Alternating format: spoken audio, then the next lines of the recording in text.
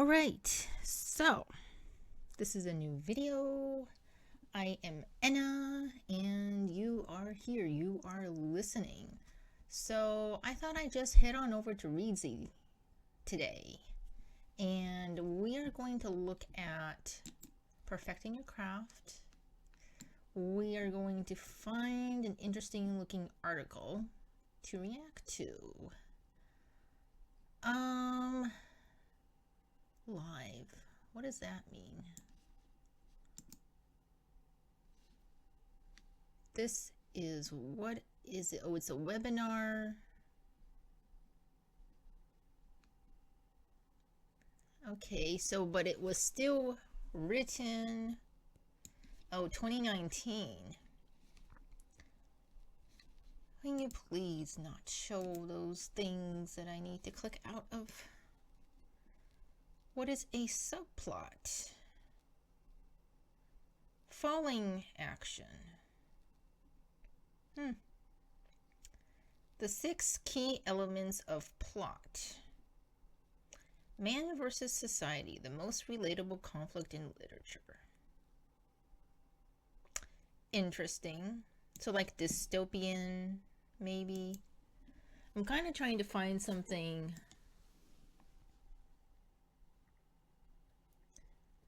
oh, these are 2024, something recent. Why don't we just react to what is a subplot? Okay, this was posted on February 17, 2025. What is a subplot? Definition, types, and examples. Written by the Reedsy editorial team. Edited by Dario Villirilli. Sorry, I don't know how to say it. Maybe they don't really, he doesn't say the L's or something. I don't know. Okay, so why don't we react to this and see if it's any good. If it's your first time on my channel, I react to writing advice articles to see what we can do better. I also have writing advice articles on my own website, and after reading these writing advice articles, I start to see, okay, this is what I should do with my writing advice articles. This is how I can be better.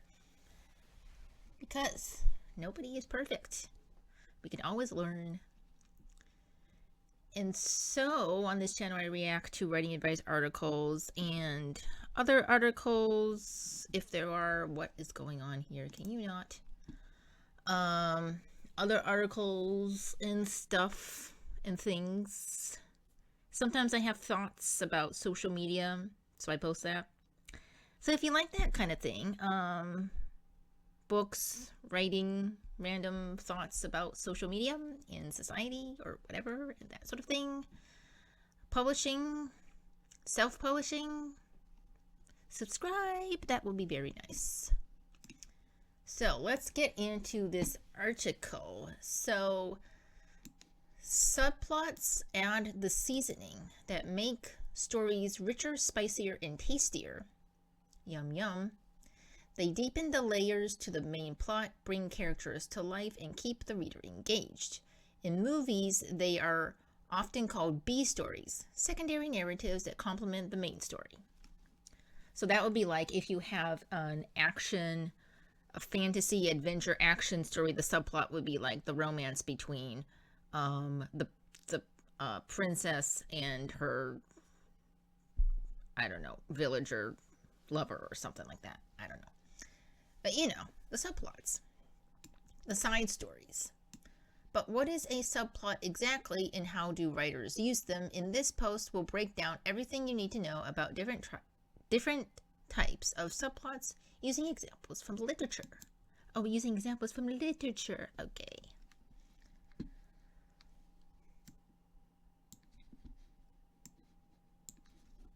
What is a subplot? A subplot is a secondary storyline that runs alongside the main plot. It has its own beginning, middle, and end, but also has a clear connection to the main story, enhancing the narrative. For instance, think of a romance novel. Though the main plot will obviously center on the couple, the subplot might see one of the characters repairing their dysfunctional relationship with their family. This could in turn deepen the overarching narrative by showing how resolving family issues helps the character trust their partner more fully. Yeah, that makes sense. That makes sense, doesn't it? It makes a lot of sense. Its role is to enrich the main narrative. Subplots can be as simple as a professional rivalry or as complex as a political conspiracy, but they always serve a narrative purpose. Usually, subplots do one or more of the following. Develop characters. A strong subplot allows characters to grow in ways the main plot doesn't always allow. In Great Expectations by Charles Dickens, Pip's interactions with Magwitch force him to reevaluate his values, leading to significant character growth and shifting his views on class and status. Okay. I've never read Great Expectations. It's one of those classics. You think, oh, I'm gonna pick it up someday, and you never pick it up. Maybe I should read it someday, says I, and then like 10 years later I'd be saying the same thing. So developing characters. Strong subplot allows characters to grow in ways the main plot doesn't always allow. I'm trying to think of some of my own stories. Do I develop characters in those subplots? Okay, so I have a story about a sorcerer boy who has these unique powers that he actually doesn't know who his father was, and his powers are likely from his father. So the main plot is him, his magic explodes and he gets framed for a murder. And in order to clear his name, he has to figure out how his power works so he can prove, see, this is my power, it did this, I didn't intentionally murder somebody. So the main plot is him going off to find his father and have his father tell him about his magic, like how it works and everything like that. The subplot is his trust in people. Like, he doesn't really have a lot of trust in people. A lot of people around him try to use him for their own personal gain. That's actually kind of how Sorcerer Society works, but he doesn't really feel like he belongs in the Sorcerer Society. He doesn't like using people for his personal gain and that sort of thing. So he has a lot of distrust of people. And so the subplot is through meeting with this Raven girl. He develops a friendship with her and learns how to trust people. And by learning how to trust people and developing a friendship, he initially, in the beginning of the story, he sort of doesn't like his father. Like, because of his father, he has this magic that he didn't ask for. So he's like, and why did my father abandon me? And so he's sort of like after his father for revenge in the beginning to sort of confront him. But through his sort of friendship with this Raven girl, he learns to understand what people's intentions are and communicate better and develop trusting relationships. And so his interaction with his father turns out to be very different in the end than what he had been planning to do. So he sort of developed, I guess you could say. That's an example that I can come up with from my story about how I used Subplot to develop my characters.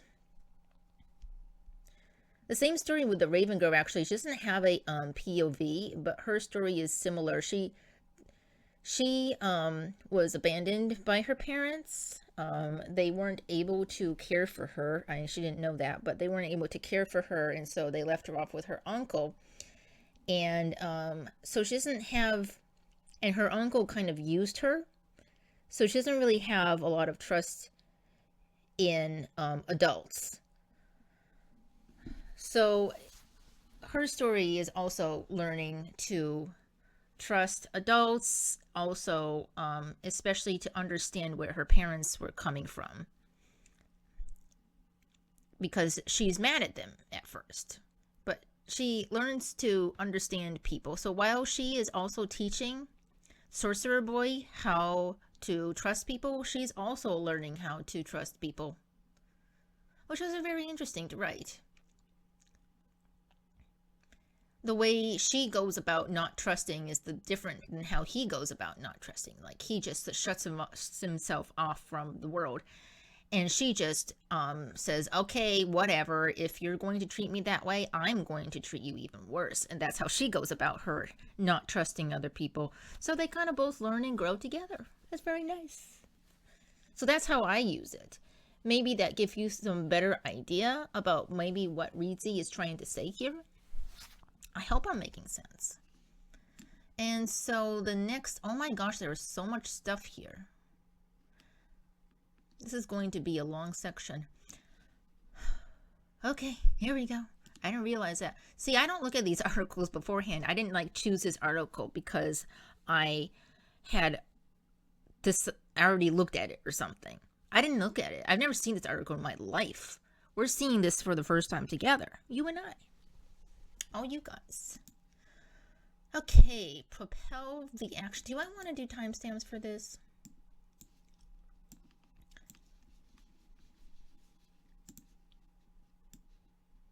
Propel the action. I don't know if I'm going to do timestamps, but I gave myself the chance, my future self the chance to do timestamps if she wanted to do timestamps. So I'm making hand gestures, but you can't see me. I don't know why I keep doing that. The best subplots directly impact and drive the main plot. In Shakespeare's Romeo and Juliet, the subplot of the escalating feud between the Montagues and the Capulets. I almost thought this said the catapults. The catapults. The Montagues and the Capulets. Capulets. I don't know how to say it. Culminates in the fatal duel between Tybalt and Mercutio, or something like that. See, I know the story of Romeo and Juliet, but I haven't actually seen the play or read the book or whatever, so I don't actually know how to say these names. Don't come after me about that. I probably should know more about Romeo and Juliet, but I just, it's one of those things. The same thing with Great Expectations. Like, I know it, but not really, Anyway, let's get back into it. This directly prompts Romeo to avenge his friend's death, which leads to his banishment and sets the famously tragic chain of events into motion.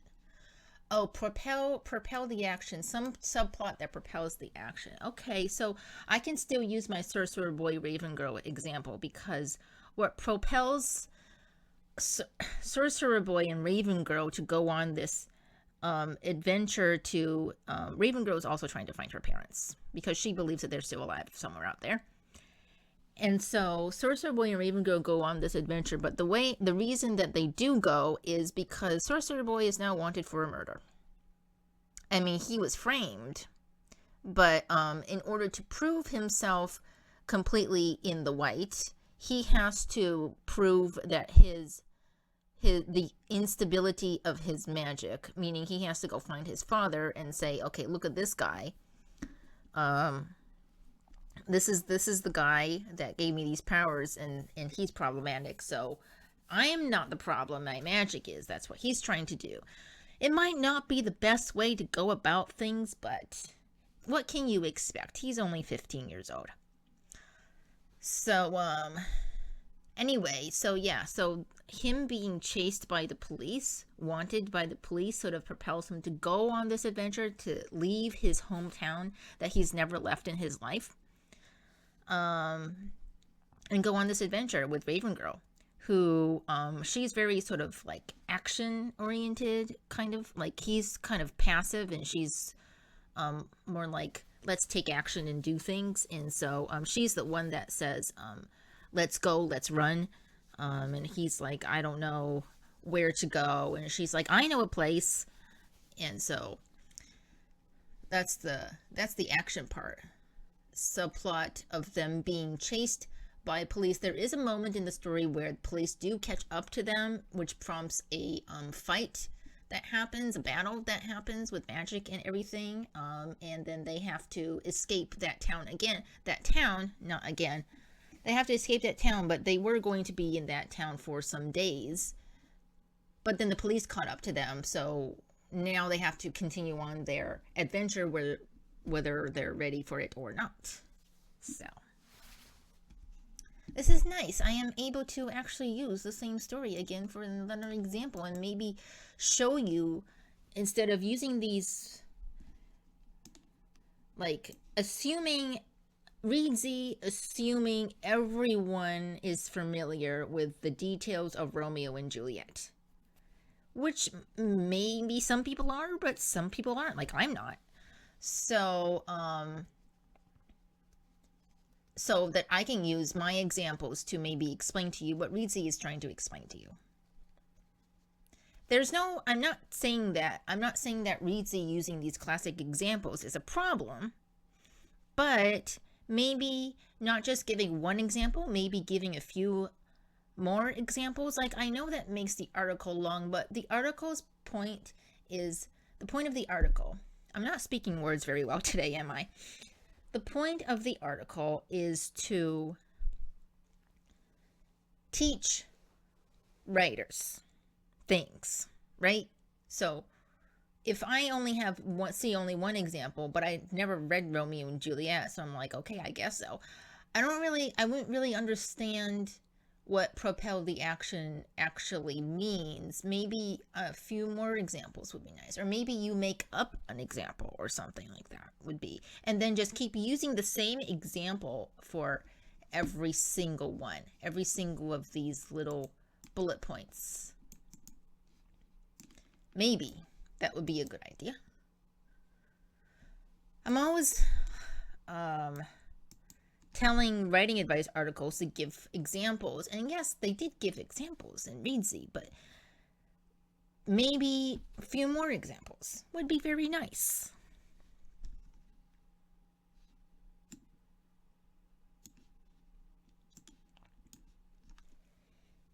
Enhance genre. Subplots help reinforce genre conventions. In The Shining by Stephen King, Danny's psychic abilities serve as a subplot that deepens the horror genre, adding a supernatural dread. Okay, so I've never read The Shining. I watched The Shining. I also watched Dr. Sleep. Yeah, Dr. Sleep. I didn't know anything about Danny's abilities until watching Dr. Sleep. Because I don't really remember if in the movie The Shining they actually explained what The Shining is. I don't remember. I just remember that the father just went down a mental twisted spiral and ended up trying to murder his family. But I've never heard anything about Danny's abilities. I did hear that Stephen King didn't like the movie The Shining, so he made his own version, and I saw it the other day at the rental store, and it was like, how long was it? It was like 4 hours or something.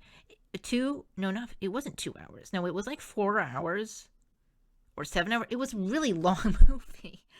And I thought, you know what?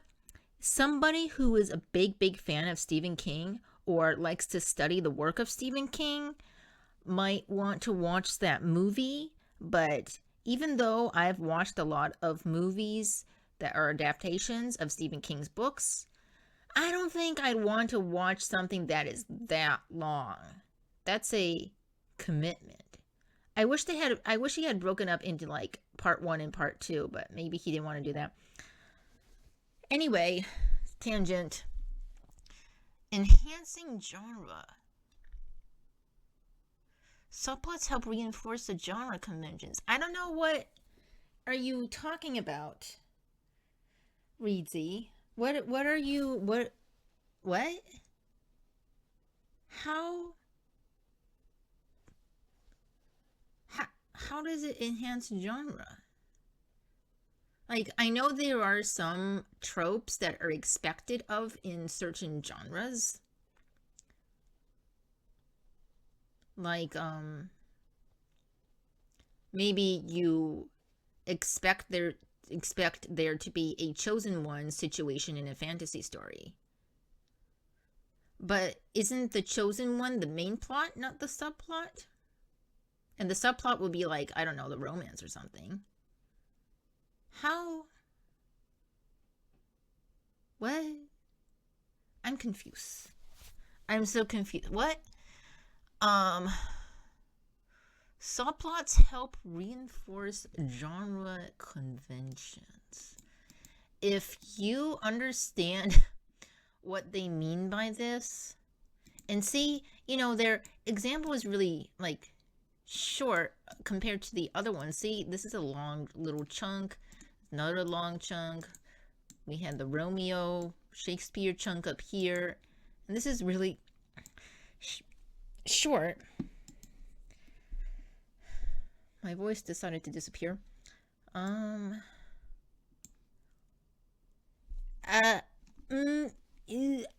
don't know. Okay, maybe we should just move on.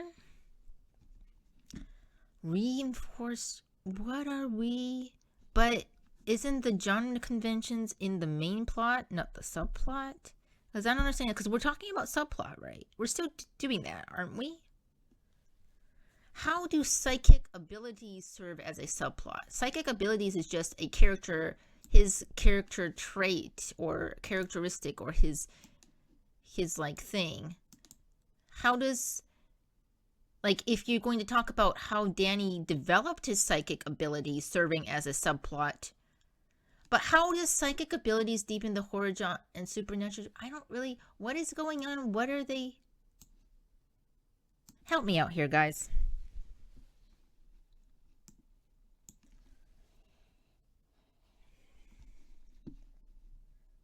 Reinforce themes. A subplot can mirror, contrast, or expand on the story's themes. In The Book Thief by Marcus Zusak, the Jew hiding in the basement paints his own story over the pages of the guy's, I can't read that, gifts it to Lizel. This subplot reinforces the novel's themes of resistance and the power of words.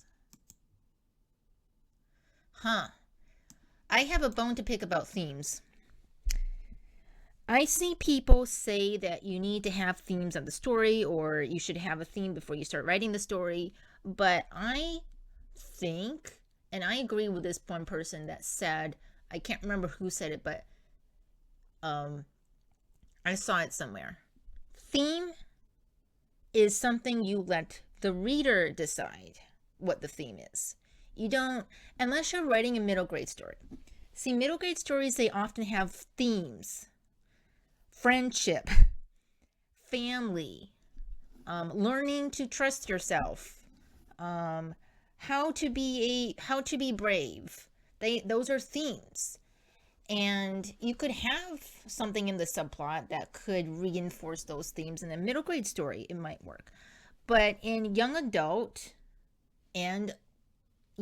fiction,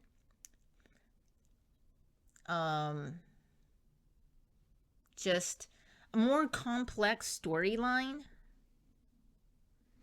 where there might be various themes. There could be various themes. That should be up to the reader's interpretation. You don't have to really start really just every single time you write something, you don't have to make the theme so very clear. You can if you want to, but if I read a book and a middle grade book, and the theme is very clear from the beginning, I'm like, yeah, good. I mean, kids need to know. It needs to be very clear for kids. They need to know what's going on from the beginning, and that's fine. But if it's a young adult book and it's obvious that the theme is the chosen one needs to accept that they are the chosen one, I'd be like, okay, when are they going to do that? And I'd be just waiting for that to happen the entire book. Would I be enjoying the book? I might be enjoying the book, but I'd also be looking for those moments where the author is saying, okay, here is the theme on a silver platter. Here you go. It gets kind of... It's like the author doesn't trust that the reader can interpret themes. I think complex stories should let the reader interpret themes. What if they are not the same as the author? Doesn't that just lead to interesting discussion? Just like I don't like to be told what the character looks like top to bottom. You can tell me they have brown hair if it's in an appropriate moment to do so. Like, you don't say, what's the name? Catherine twirled her light brown hair and looked at the sun with her blue eyes. I mean, people don't describe people like that.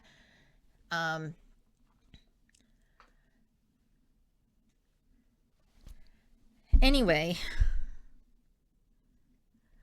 I used to think that I need to have a theme for the story, but I've realized that that's very telling the reader, here is the theme, do not think of any other theme.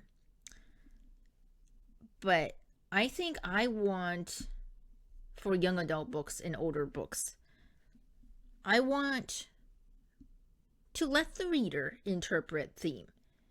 Let's say they might even see a theme that I didn't realize I was writing about.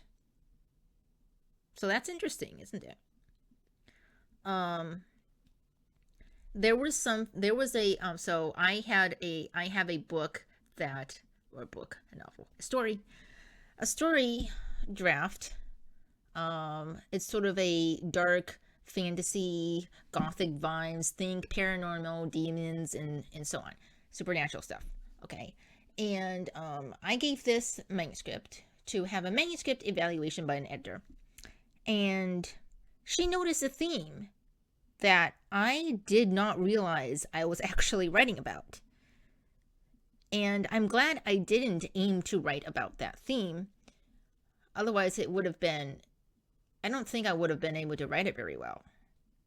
But she says, you seem to have this theme in this story, and that she likes it. And I thought, great, I didn't even try to write that theme, and you were able to interpret a theme without me having to actually write this. Am I making sense? I just think that it's better to have the reader interpret the theme than to actually try to write friendship into your story, if it's a complex young adult and for older ages story. For middle grade, it's good to have a theme.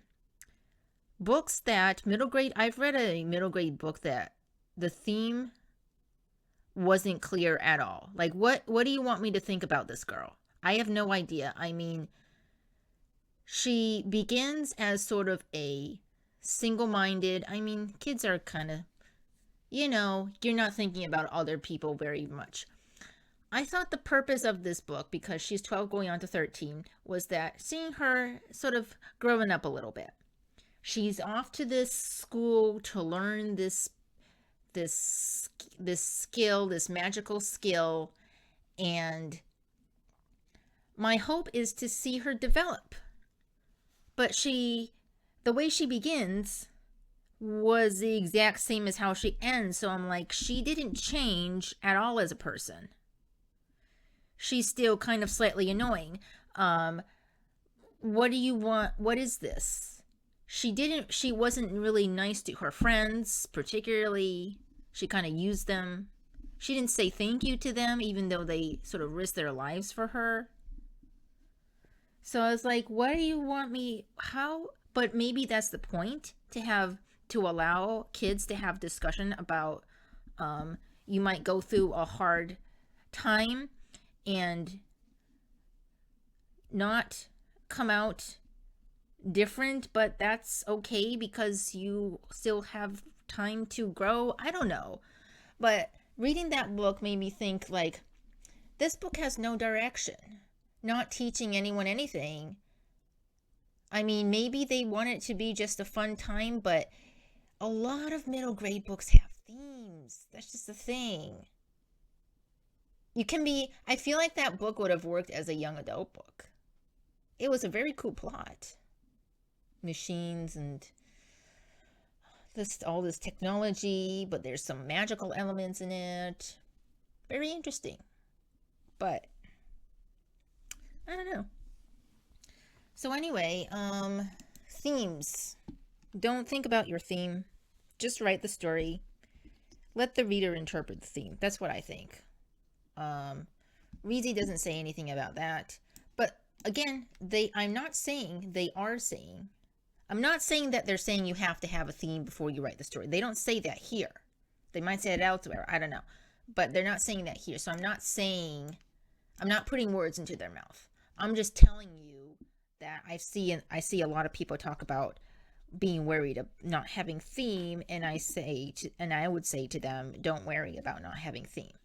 Readers will interpret it. Trust your readers. They're pretty smart.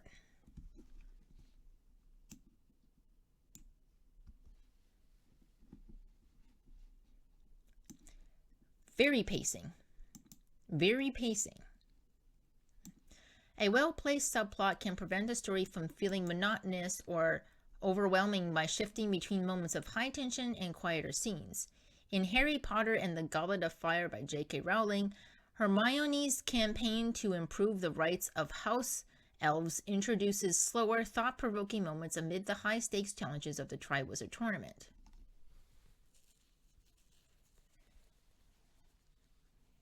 Okay.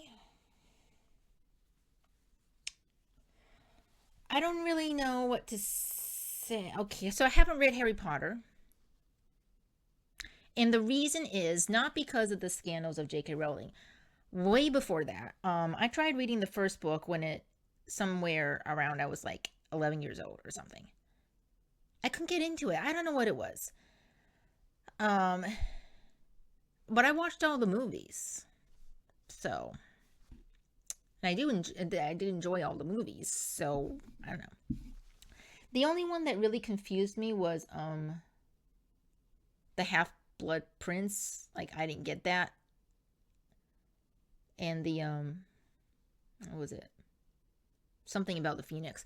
Anyway, I'm not gonna dig myself into a hole of not knowing a lot about Harry Potter. Okay, pacing. Subplot, are they talking? Wait, hold on. What did they say a subplot was? Subplot is a secondary storyline that runs alongside the main plot. It has its own beginning, middle, and end. So if that's the case, Hermione's campaign to improve the rights of house elves. Is this something that happened within the entirety of the Harry Potter and Goblet of Fire book? Within the entirety of the Harry Potter series? Like, what was going on? Because if a subplot has a beginning, middle, and end and goes alongside the main plot, I don't think this is a good example, because isn't the main plot of Harry Potter is the entire series, isn't it? I'm doing hand gestures from the beginning and entire series. Big gestures. Big. Very big. Or is the main plot the Harry Potter and the Goblet of Fire is the main plot? Or the main plot is the Triwizard Tournament? I don't know. This isn't a very good example. It's not very clear because it seems to contradict with what a subplot is. So if you want to talk about pacing, I mean, you can talk about, I can bring up Sorcerer Boy and Raven Girl again, them building this friendship and building this trusting relationship with each other is a sort of slower, quieter time compared to the sort of tension action scenes because they need to talk. I have this moment where Raven Girl, she has wings. She can fly. She can turn into a raven as well. That she injures her wings and then she is worried about Sorcerer Boy. She says, it's okay. I'll be here. They will take good care of me, these people. And you can go on alone. I know you really need to find this in it. And you should probably hurry up and go. And you can leave me here. It's fine. And then they have a conversation about what friendship means between them. And this is a slower moment, he's just sitting by her bedside and they're just having a little chat.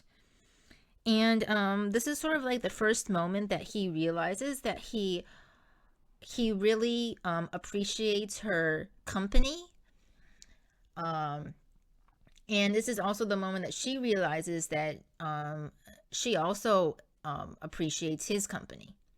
And they find this value in each other. So they have a little chat, and this is a slower moment. And so it does this subplot of them building their trusting relationship, their friendship, is mostly the quieter scenes. So that is how you can actually use the sort of underlying subplot that has a beginning, middle, and end that goes throughout, that goes alongside, to use Reedsy terms, alongside the main plot. So that is that. That is how you could do it. That is what I think.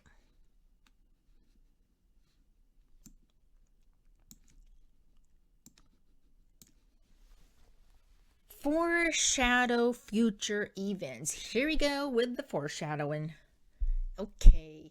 Some of the best subplots introduce hints about major moments later in the story, making them seem more natural when it comes to them. In The Lion, the Witch, and the Wardrobe by C.S. Lewis, Edmund's early interactions with the White Witch foreshadow his later betrayal. Do they, though? I don't know if they do. Foreshadowing. Do subplots? Foreshadowing. Huh. Foreshadowing. I feel like foreshadowing is very sort of as personally I think foreshadowing is a very sort of tricky tool to use because you don't want to seem too obvious, but you do want to seem a little obvious. You know what I mean? Trying to think of like a foreshadowing moment. Foreshadowing in stories. Do I do any foreshadowing? I don't know if I do foreshadowing. Or I might, but I don't notice that I'm doing it.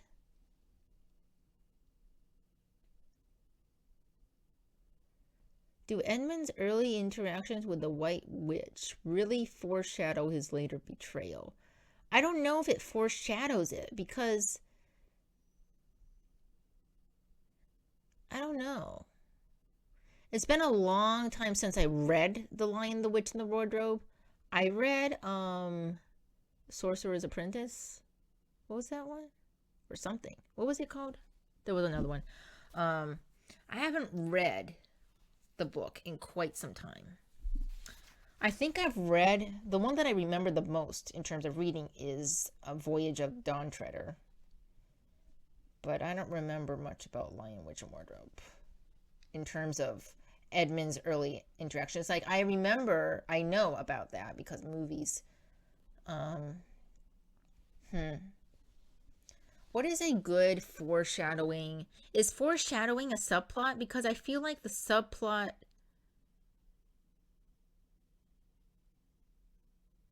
I don't know. Maybe if you write plot driven stories rather than character driven stories, because I write character driven stories, so I can't really think of a foreshadowing moment.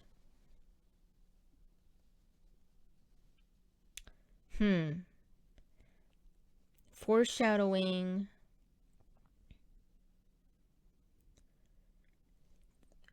There is a story that I'm working on now, so I don't know if I'm going to keep that foreshadowing moment.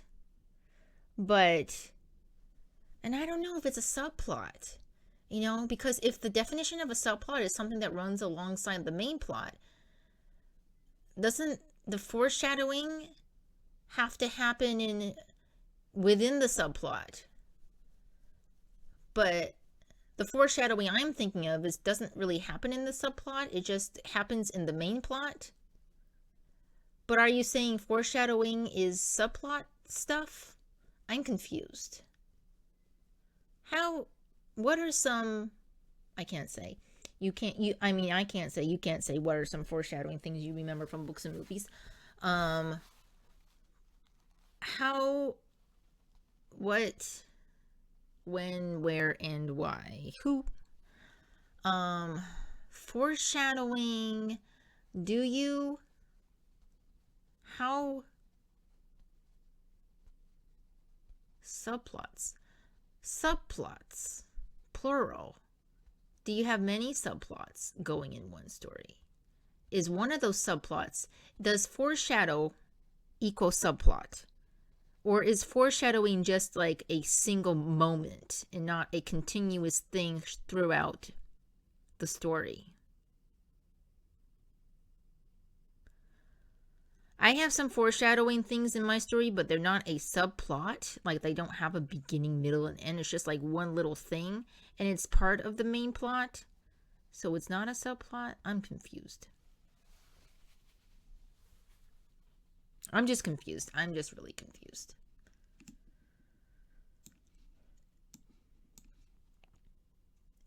Build the world. In fantasy or sci-fi, subplots often explore different cultures, histories, or conflicts that immerse the reader in even more in the story's world. In The Hobbit by J.R.R. Tolkien, Bilbo's encounters with the elves of Rivendell and the dwarves of Erebor expand the rich lore and cultures of Middle-earth, making it feel more real. Yeah, I think that's a good example. Yeah, you can use subplot to expand the world. Sorcerer Boy and Raven Girl, bring them up again. The subplot of them building their friendship does dive into them comparing their different cultures. A sorcerer culture is completely different from Raven Girl's culture and the kind of world that she's been brought up in. And so it gives the reader a sense that, okay, so there's a lot more history in the sorcerer world, how they act and what their society is like, and then the Raven Girls society, what the Raven people are like, and they're they have a shared history in the past, so how that worked out, and the children, because they're like 15, they know some about the history of both of their species. So, and their differences of how you act, etiquette, acting, the cultural stuff, and what is acceptable and not acceptable. They do talk about that, and that helps them understand each other more and helps them trust each other more. So, and that in turn also builds the world, because now me, the writer, is telling you this is the history of the sorcerers and this is the history of the Raven people. So They're not called raven people, but I'm just telling you raven people because it's easier for you to understand. Raven people.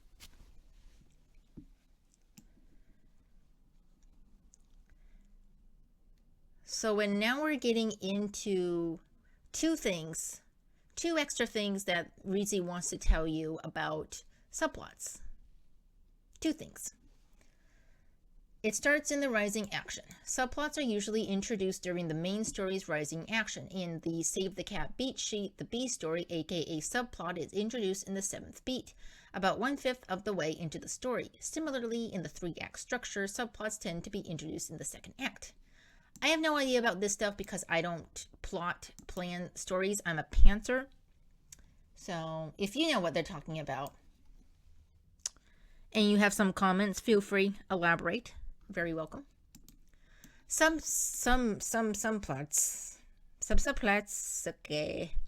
Some subplots are also resolved during the rising action, especially if they drive the main plot, like in the Romeo and Juliet example.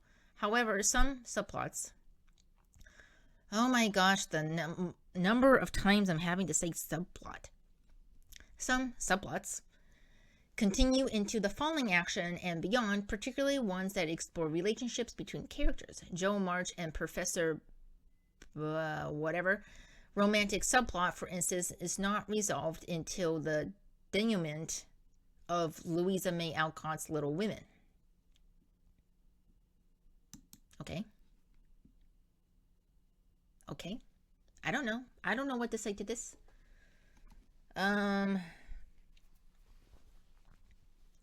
Subplots are introduced in the rising action. Yeah, I could say. I mean, the relationship between Sorcerer Boy and Raven Girl don't start until the moment where he is in an actiony moment, high tension moment, like he is being framed for murder. At the same time, she is evading capture by bounty hunters who are also being chased after by police. I mean, it's a whole big thing. And so she's escaping from bounty hunters. He is escaping from police. They're in the same location. He steals a bike. She gets on. They end up together. So, and then the relationship begins. Not romantic relationship. Although, when I first wrote this story, I did have the idea that they would have a romantic relationship. And I thought, you know what? Why don't I just explore a friendship? Everything doesn't have to come into a romantic relationship.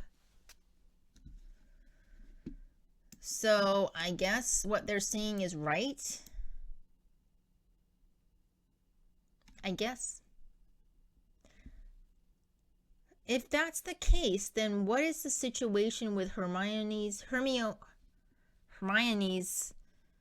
House Elves campaign in Harry Potter and the Goblet of Fire? Does that happen in a rising action moment? I don't know. But do you know? I've never read the books, so I don't know. I don't remember Goblet of Fire. I don't remember I remember the Triwizard Tournament. I don't remember what happened before that. The movies all kind of blend together for me, except for the last two. So it's not the same as a side plot. Okay, a subplot can sometimes be difficult to identify. Oh wait, isn't this something that you should have said up there when you were explaining to us about what is a subplot? You should have put this up there because I am so confused. What are we talking about? It's not the same as a side plot. A subplot can sometimes be difficult to identify. You might hear subplot and side plot used interchangeably, but they're not quite the same. A subplot always connects to the main story, influencing its events, characters, or themes. A side plot, on the other hand, can stand alone. It might be interesting, but doesn't really impact the main narrative. Interesting. You can think of it like a Venn diagram. All subplots have varying degrees of overlap with the main plot, but side plots do not intersect at all. And they give a Venn diagram here. In Harry Potter and the Half-Blood Prince, that one that I didn't understand, movie-wise, Harry's private lessons with Dumbledore and the pensieve are a subplot, as they directly affect Harry's understanding of how to defeat Voldemort. Meanwhile, Fred and George setting up their own joke shop in Diagon Alley is a side plot, fun and entertaining, but not critical to the main story of Harry versus Voldemort. Yeah, and I think sometimes you can go overboard with side plots, and then you lose the reader. Because, like, why are we being told about this? I have no idea. That's what I felt with The Night Circus by Aaron Morgenstern. That those little snippets of what there is in the circus, it felt to me, there are many people who say that they like that because of the vibes. But to me, it was like, why are we being told this? Why is she... It sounds like she's just saying, oh, hey, look, readers, look at this world building thing I did. That's what it felt like to me. I was like, why am I reading this? What does this have to do with anything? And, yeah, not really my favorite kind of thing.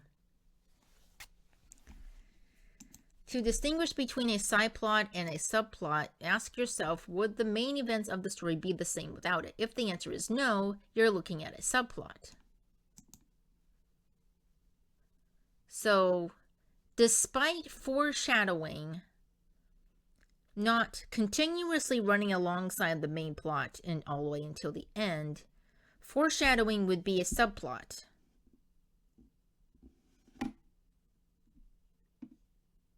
Despite your definition of subplot being running alongside it. Is that a mistake, or is that just Reedsy being weird, or is that am I like confused about something? Did I like not understand what they meant by foreshadowing? They didn't even explain what they meant by foreshadowing. Now that we have seen what a subplot is and why it might be useful, it's time to look at the different types of subplots. Okay. This explanation here between subplot and side plot should have gone up here when they talk about what is a subplot. It should go right under here to make more sense flow-wise.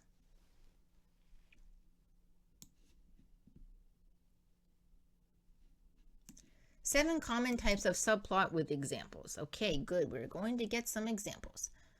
We can broadly divide subplots into 7 main types. Let's explore each type along with examples from classic and modern literature. Romantic subplot. A romantic subplot follows, spoiler alert, 2 characters falling in love. This subplot is suited to any genre and can help make characters more believable and relatable even if things don't work out. Not finding true love is relatable too. Readers usually root for love, so a romantic subplot can keep your reader invested. It also shapes the character's actions in the main plot, whether the search for love spurs them on or blinds them so that they make bad decisions. Let me just go ahead a little bit. Okay, so they had the platonic relationship. That's nice. Okay. Nemesis, foil. Okay, so they do talk about friendships as subplots. Because I was worried they were going to be like, your story has to have some kind of romantic thing in it. It has to, but doesn't. Example they give is Les Miserables, I don't even know how to say that correctly, by Victor Hugo. In this story, Marius and Cosette's romantic subplot provides some lighter relief in the middle of quite heavy scenes featuring poverty, revolution, and death. It causes a new internal conflict, pulling Marius between his revolutionary ideals and his personal happiness. It also introduces the contrasting theme of hope, showing that love can endure even in the face of turmoil. Okay. At least they explain a little bit more why this example shows the romantic subplot. That is nice to see. Readers usually root for love. This love, can I say, doesn't have to be a romantic love. It can be friends loving each other, family loving each other, siblings, I mean that's family, loving yourself, things like that. It doesn't have to be romantic. I don't mind if there's a romantic subplot in a story, but I don't typically gravitate towards books that have romantic subplots. It's not really my favorite thing. Do I do timestamps or do I do timestamps at the end? Maybe I just go through this whole entire section. Platonic relationship subplot. Have the platonic relationship subplot. Don't you mean the friendship subplot? Anyway, it's not just romantic relationships that can form valuable subplots. Other relationships with family or friends can also add layers to a character's personality and show how they grow as a person. For example, a subplot in which a character makes friends with someone from a different religion would increase their tolerance and open-mindedness, while a subplot in which they repair their relationship with an estranged parent could improve their self-confidence and ability to trust. Yes, those are very nice things to say. Okay. The Adventures of Huckleberry Finn by Mark Twain. Huck's relationship with Jim, an escaped slave, is a subplot that contributes significantly to Huck's moral development. As they journey together down the Mississippi River, Huck's bond with Jim grows, leading him to reject the racist beliefs he's been taught and rely more on his own instinctual feelings of right and wrong. Okay. I didn't know The Adventures of Huckleberry Finn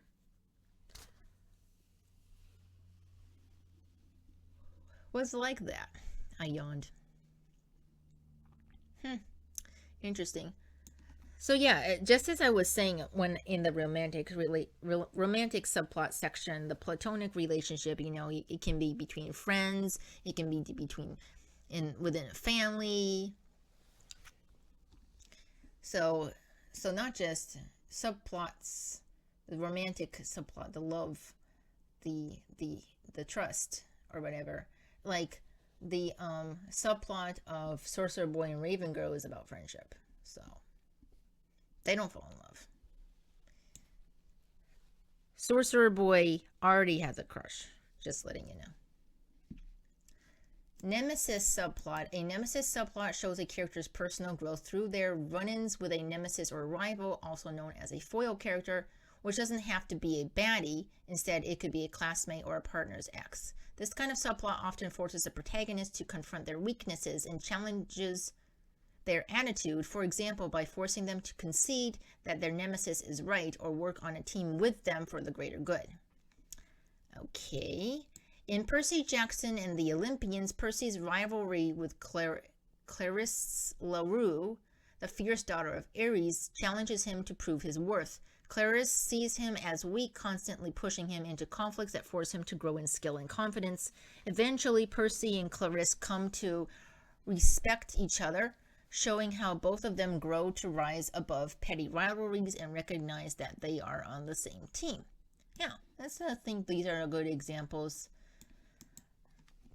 I don't know if nemesis subplot is a good term, but you do you. So yeah, I've never read Percy Jackson, the Olympians. I watched the movie, and not particularly. I mean, after watching the movie, not particularly interested in reading the book, just because I already know what's happening. And I just don't feel like, just not interested. Not interested.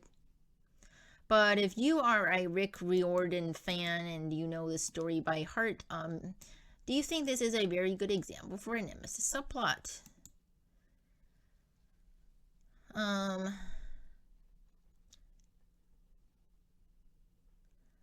don't know. I think I do have a nemesis subplot in one of my stories.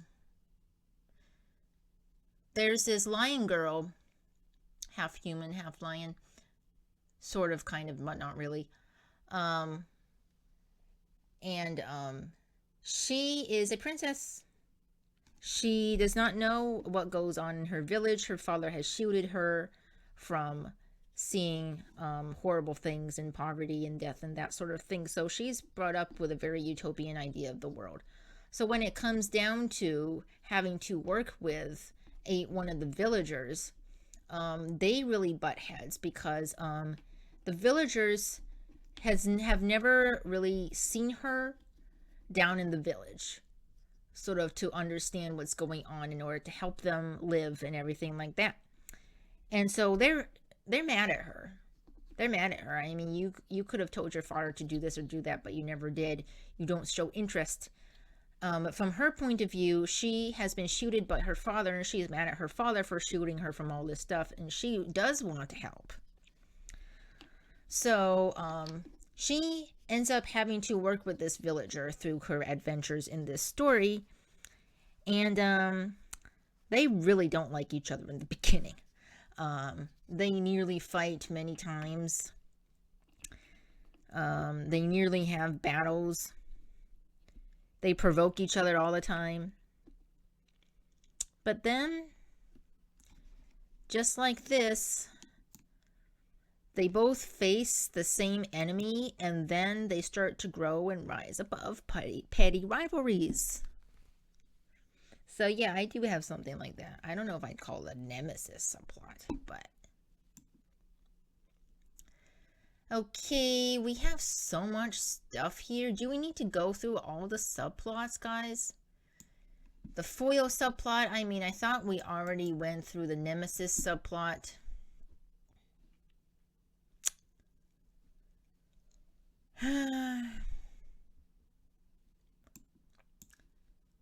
Yeah, so they talk about how Boromir, who believes the ring could be used as a weapon against Sauron, tries to take it from Frodo.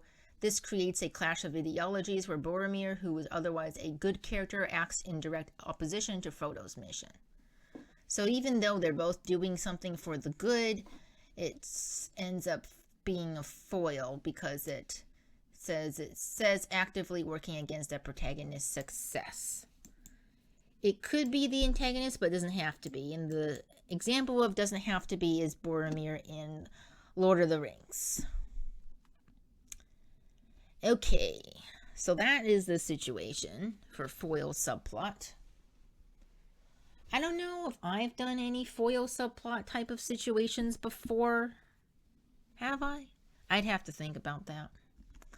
Okay, we're moving on. The flashback.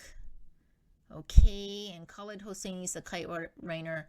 The Kite Runner flashbacks help us understand how Amir's childhood choices have shaped him, putting his guilt and redemption arc into context.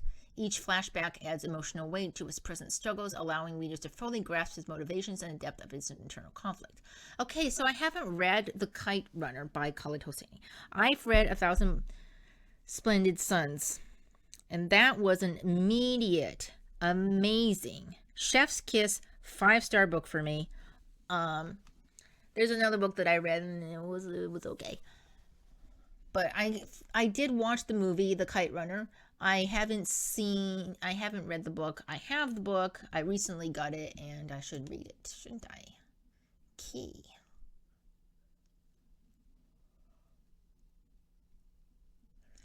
So, yeah, there could be a flashback subplot, but I would suggest to not overdo flashbacks. Sometimes you can sprinkle in background information within the story. You don't have to do full-on flashbacks. But if you do them sparingly. That would be my suggestion. Mirror subplot. What is a mirror subplot? Unlike most other types of subplot, a mirror subplot doesn't impact the protagonist much. Instead, it runs in parallel to the main plot, sharing some of its themes or structure, but differing in some crucial way to reinforce themes or provide additional contrasting perspectives. A classic example of a mirror subplot is when another character faces the same problem as the protagonist, but reacts to it very differently. Wolf Hall by Hilary Mantel. Oh, actually, Hilary Mantel is an author that I was recently introduced to by my editor, who said that their writing style is similar to my dark fantasy gothic story that I'm writing. And I thought, oh, so what is a book that you would recommend? And so we kind of talked about Hilary Mantel. So now I know a little bit about this author. That's nice. Some people might not, so I know. This is the case in Wolf Hall. Thomas More's subplot mirrors the protagonist, Thomas Cromwell. Both characters serve King Henry VIII as he divorces Catherine of Aragon, creating political waves. However, while Cromwell adapts pragmatically for self-preservation, More stands by his Catholic faith and is ultimately martyred for it. Moore's contrasting decision to choose principle over power adds an extra dimension to the novel's themes of survival, morality, and loyalty. Might be interesting to write a book like that where the plot mirrors. Like one character is doing the one thing. They both face the same situation but react very differently. That might be an interesting story to write. I could already be writing that and not know it. So, and that's why my editor said my writing reminded her of Hilary Mantel. Frame subplot has no influence at all on the story's characters, yet another step removed. It sandwiches the main story, normally by following a narrator who is at best tangentially connected to the events of the plot. The subplot then depicts the narrator retelling the story for their own purposes and commenting on the tale, sometimes foreshadowing events or offering insights into the characters or themes. The Princess Bride features a frame subplot in which a fictionalized William Goldman narrates the story to his son, often interrupting the narrative with funny remarks and personal anecdotes. Goldman builds anticipation by referring to future events as inconceivable and uses the subplot to emphasize how life is unpredictable and death is inevitable. I don't know the story about The Princess Bride.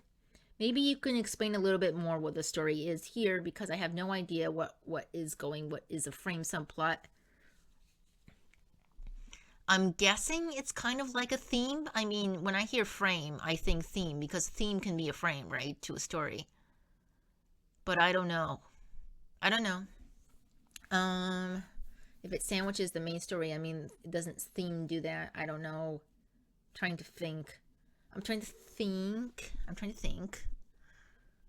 a frame subplot is. Retelling the story for their own purposes and commenting on the tale. Is that different from like a story that begins with someone narrating the story saying once upon a time, and then you kids might know this story, you know, that kind of thing? I don't know. Is that a frame? Could be.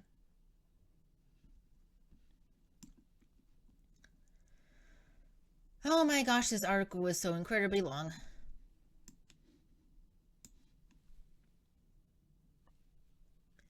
Three tips to writing a compelling subplot. Okay, finally getting into the tippy tips. Of course, subplots can add incredible depth to a story, but they need to be well executed to serve their purpose effectively.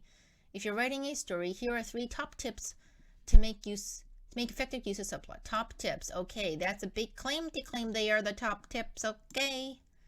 Why don't you just say here are 3 tips? There's no need to get arrogant. Okay, here are the tips. Make sure your subplot enhances the narrative. Don't feel like you have to shoehorn subplots into your writing. If a subplot doesn't strengthen the main narrative in some way, it's at best a side plot and at worst irrelevant waffle. Many stories don't need any subplots to be successful, like Franz Kafka's The Metamorphosis. That's a very weird story, isn't it? It's also important not to let an exciting subplot overshadow your primary story. If a subplot feels more interesting than the main plot, perhaps it's time to rethink your plot structure. Or perhaps it's time to think, okay, maybe this character deserves their own story someday. That's what happened to me. Some characters. Give it a beginning, middle, and end. A subplot needs its own beginning, middle, and end. You'll usually want to return to the same subplot multiple times throughout the narrative. Just don't forget to give it resolution unless you've made a conscious decision to leave the subplot on a cliffhanger, for example, as a setup for a sequel. In Pride and Prejudice by Jane Austen, Charlotte Lucas's marriage to Mr. Collins serves as a subplot that starts when she pragmatically accepts his proposal. As the story progresses, Elizabeth struggles with Charlotte's decision, which challenges her own views on love and marriage. By the end, the subplot has been resolved. Charlotte has found her own form of contentment, and Elizabeth has grown in her understanding of social expectations and personal happiness. You already said in the beginning that the definition of a subplot is having a beginning, middle, and end and running alongside the story. I don't know what we're talking about here. You just said that. I thought you were going to give us tips. saying give it a beginning, middle, and end when that is the very definition of a subplot isn't giving us tips. It's just reiterating what you just said. Tell us how to do it. How to write the subplot. What to do. What are we supposed to do? How do we do it? How? Like, tell us what the main plot is of Pride and Prejudice, and then tell us what the subplot is, and then analyze how they made this a subplot. That would have been better in my opinion.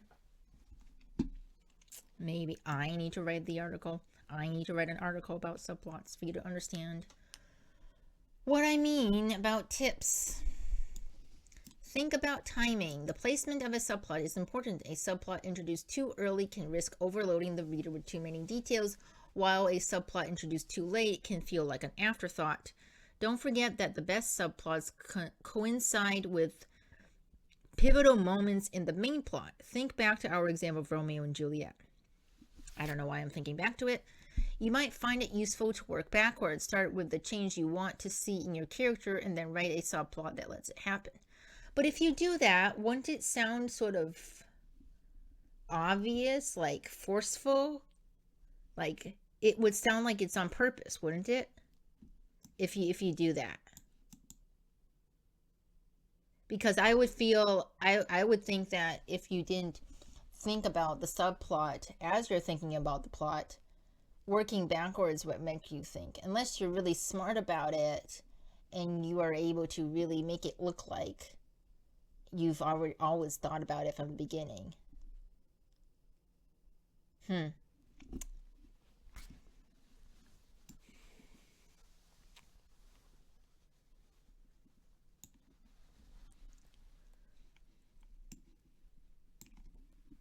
Ho hum.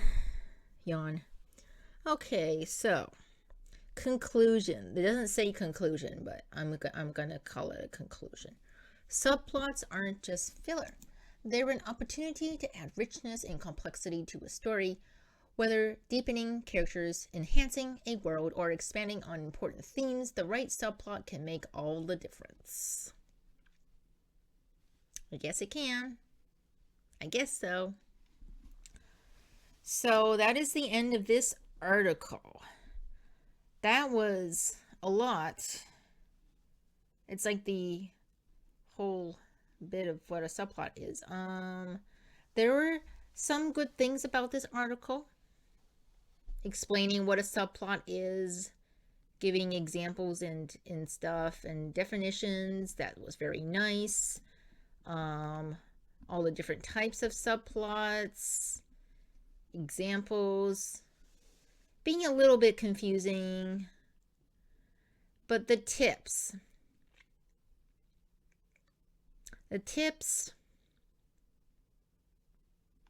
not all the tips are particularly helpful. So this article is about what is a subplot, definition, types, and examples. So I don't know why we're giving tips at the end. Why are we giving tips? Maybe the tips could be expanded and given its own article would be a better idea.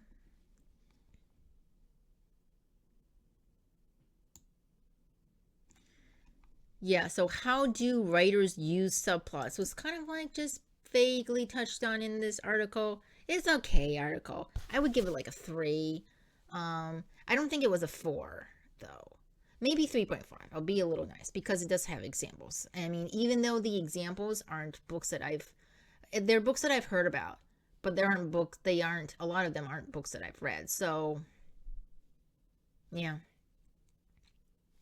Anyway, that's the end of this video. I hope you liked that. I hope you liked that breakdown. I tried to give some of my examples to sort of, based on my understanding of what Reedsy is saying, I gave those examples, and I hope those maybe have helped you, give you a better idea of what maybe Reedsy is saying. Let me know any thoughts you have in the comments, and your secret word is leopards.